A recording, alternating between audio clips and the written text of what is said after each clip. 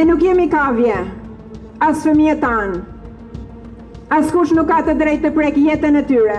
Kur një shoqëri nis të flijojë fëmijët e saj, ajo ka hyrë në rrugën e vetë shkatërimit.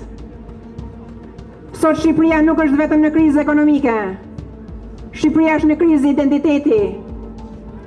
Kriza më e madhe nuk është largimi të rinjve, por fakti që shumë fëmijë nuk lejon të lindin kurrë. Një kom që shuhet në bark nuk ka emancipim, ka zhdukje. Ligji që e quajnë barazi gjinore tingëllon bukur, por ka qenë një strategji dhe është strategji e errësirës. Djalli vjen si angjëll drite.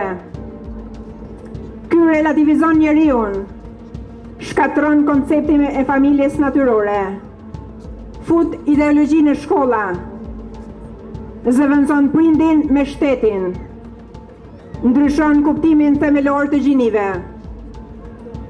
krijon terma, identitete dhe kategori që nuk kanë lidhje me natyrën njerëzore.